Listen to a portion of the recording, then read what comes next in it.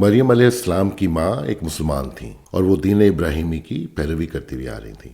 وہ اس پیڑھی میں سے آ رہی تھیں جس پیڑھی میں سے سارے پیغمبر چلتے ہوئے آ رہے تھے. اور مریم علیہ السلام کی ماں جو تھیں وہ عمران کی فیملی میں سے تھیں.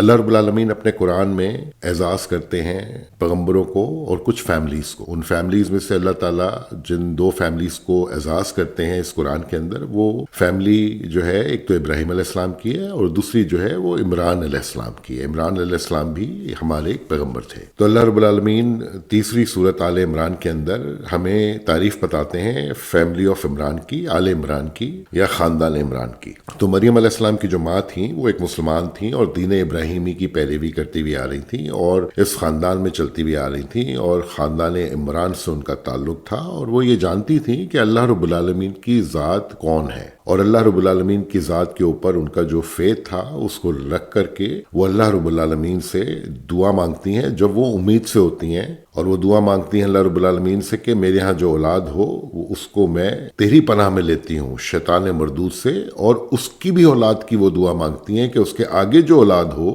اس کی بھی میں تجھ سے دعا مانگتی ہوں. تو پاک پروردگار سے وہ دعا مانگتی ہیں اس پریگننسی کے اندر جب وہ امید سے ہوتی ہیں. اور مریم علیہ السلام جو ہے ان کی کوک کے اندر ہوتی ہیں پر ان کو اس چیز کا علم نہیں ہوتا ہے. تو یہ خاندان ہمارے دین میں ایک بہت بڑا خاندان ہے. اس خاندان کی جو سیکریفائسز ہیں وہ لاجواب ہیں. عمران کی بیوی کے ہاں جو ہے مریم علیہ السلام کی آمد ہوتی ہے، اور جب مریم علیہ السلام کی آمد ہوتی ہے تو وہ اللہ رب العالمین سے دعا کرتی ہیں اور وہ یہ کہتی ہیں کہ ان کو یہ امید نہیں تھی کہ ایک لڑکی پیدا ہوگی میرے گھر کے اندر. وہ یہ امید رکھ کر چلی تھی کہ اللہ رب العالمین ان کی عبادتوں کے صلے میں ان کو ایک فرزند عطا فرمائیں گے. وہ ان کی امید پوری نہیں ہوئی اور اللہ رب العالمین نے ان کو مریم علیہ السلام عطا فرمائی. اور اللہ رب العالمین نے یہ کہا کہ مریم سبحان اللہ وہ عورت ہے کہ کیا ہی کوئی مرد ہوگا ان کے سامنے، وہ بہت ہی جو ہے اعلیٰ درجے کی خاتون ہے مریم علیہ السلام. تو اس طریقے سے ہمارا جو دین ہے وہ موسیٰ علیہ السلام سے چلتا ہوا آتا ہے عیسیٰ علیہ السلام پر. اور جب اللہ رب العالمین آل عمران کے اندر عیسیٰ علیہ السلام کی تعریف بیان کرتے ہیں تو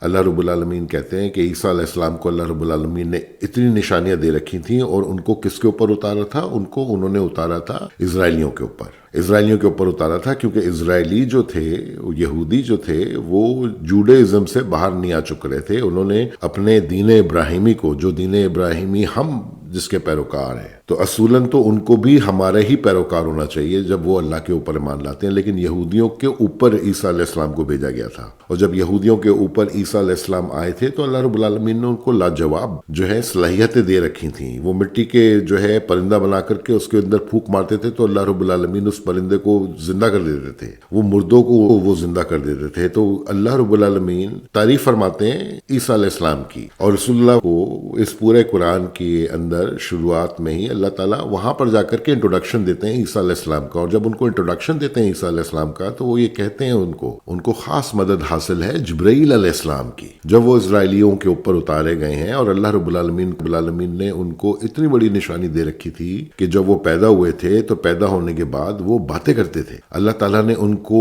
وہ مینٹل ایبلٹی دے رکھی تھی کہ ان کو اس چیز کا علم تھا کہ وہ ایک پیغمبر پیدا ہوئے ہیں. تو اس چھوٹی عمر کے اندر اللہ رب العالمین نے ان کو یہ قابلیت دے رکھی تھی کہ وہ اسی طریقے سے آپریٹ کرتے تھے جس طریقے سے ایک جو ہے جوان انسان کھڑا ہو کے آپریٹ کرتا ہے. تو ان کو اس عمر میں جسم ان کا بچے کا تھا، لیکن اللہ رب العالمین نے ان کو دل، دماغ، آنکھیں جو ہیں وہ، اور زبان، سبحان اللہ، اور زبان ان کو اللہ تعالیٰ نے ایک جوان کی دے رکھی تھی. تبھی وہ اس بچپن کے اندر بات کر کے یہ بتاتے تھے کہ میں جو ہوں اللہ کی طرف سے آیا ہوں، میں ایک پیغمبر ہوں اور میں ایک کتاب لے کر کے آیا ہوں اور میں نشانیاں لے کر کے آیا ہوں، اس سے بڑی نشانیاں لے کر کے آیا ہوں کہ تاکہ میں تمہیں راہ راست پہ لے کر آ سکوں. تو ان کا مینٹل لیول اس باڈی کے اندر اتنا تھا. اسی لیے اللہ رب العالمین فرماتے ہیں آل عمران کے اندر اللہ رب العالمین نے عیسیٰ علیہ السلام کو بالکل اسی طریقے سے پیدا کیا ہے، بالکل اسی طریقے سے پیدا کیا ہے جس طریقے سے اللہ رب العالمین نے آدم علیہ السلام کو پیدا کیا تھا، مٹی سے بنا کر کے ان کو جوان کھڑا کیا تھا اور پھر ان کے اندر روح پھونکی تھی. تو اللہ رب العالمین نے جب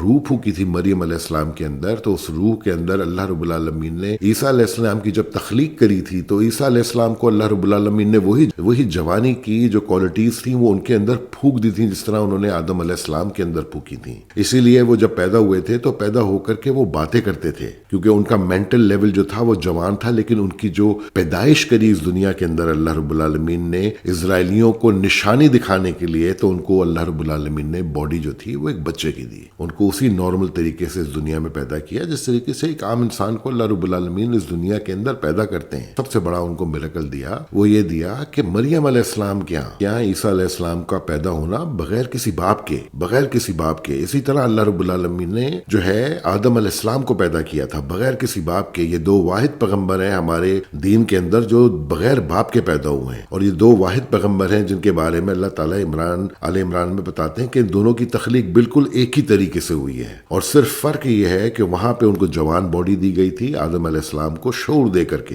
اور یہاں پر اللہ رب العالمین نے عیسیٰ علیہ السلام کو شعور دے کر کے بچے کی باڈی میں پیدا کیا تھا. تو اس لیے عیسیٰ علیہ السلام ہمارے دین کے ایک بہت بڑے پیغمبر ہیں.